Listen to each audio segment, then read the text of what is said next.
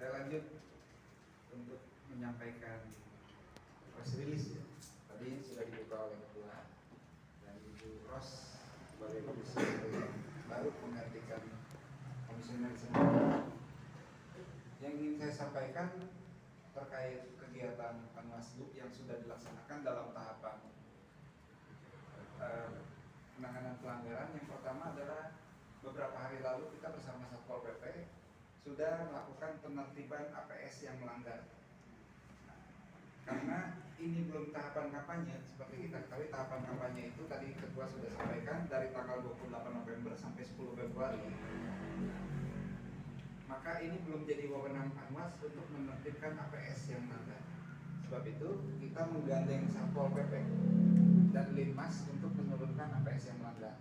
Pengertian APS yang melanggar adalah APS yang sudah berbau kampanye, seperti menggunakan kalimat ajakan ayo mencoblos atau dengan gambar paku yang dicoblos. Nah itu dikategorikan APS yang melanggar, atau ditempatkan di tempat yang dilarang, misalnya di tempat kesehatan, di rumah ibadah, di tiang listrik, di pohon-pohon pinggir jalan. Nah itu akan diturunkan. Kemarin PKD kita mencatat dari 9 desa itu ada 1.201 APS yang melanggar. Kenapa 9 desa itu ada berapa? 1.201 APS yang melanggar. Berarti ada juga yang nggak melanggar. Contoh yang tidak melanggar. Yang tidak melanggar contohnya caleg yang dengan fotonya, dengan partainya, tapi tidak ada ajakan memilih. Nah, tidak ada gambar paku. Dia hanya memperkenalkan diri, sama seperti iklan produk lah kita samakan. Nah, itu gambar aja berarti ya, gambar dan gambar partai aja berarti. Gambar partai atau gambar dia, tapi tidak ada ajakan memilih dan tidak ada visi misi di situ. Nomor Pak, nomor. Ya, nomor nggak masalah. Nomor dan paku. Paku itu yang jadi masalah. Karena dianggap tulis coblos. Ajakan mencoblos ya Pak. Dianggap disuruh mencoblos. Kemudian APS yang melanggar juga kalau dia ditempatkan di tempat yang tidak seharusnya, seperti tadi saya sudah sampaikan. Cuman sayangnya karena kendala waktu, kemarin kita hari Jumat itu terbatas waktu dan juga personel karena ada upacara Hari Kesadaran Nasional. Kebetulan Dandim datang dari Kecamatan Kota Baru, jadi waktunya terpotong, kita punya waktu 2 jam aja. Jadi APS yang kita tertibkan hanya sekitar 700-an. Dan sekarang APS-APS tersebut kita amankan di halaman kantor Panwas.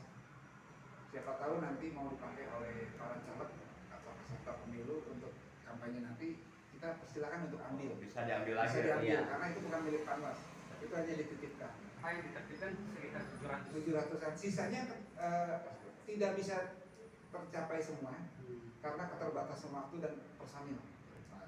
Tapi nanti kalau memang sudah masa kampanye, apalagi masa tenang, Panwas diberi kewenangan untuk itu, maka kami akan sisir sampai ke gang-gang kecil pun. Kalau sekarang belum mewenangi Panwas, Panwas juga tidak berani melaksanakan kecuali yang diinstruksikan oleh Bawaslu. Misalnya spanduk mantan Ibu Bupati. Ya. Kenapa harus diturunkan?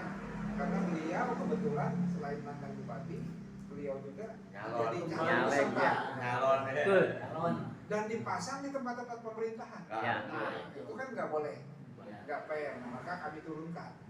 Meskipun belum tahapannya, tapi karena disimpan di tempat yang dilarang. Tadi tempat yang dilarang itu rumah ibadah, fasilitas kesehatan, kantor pemerintah, tempat pendidikan, itu tidak masa pemilu pun tidak boleh. Apalagi sekarang masa pemilu dan tahapannya tahapan sosialisasi. Jadi kami turunkan.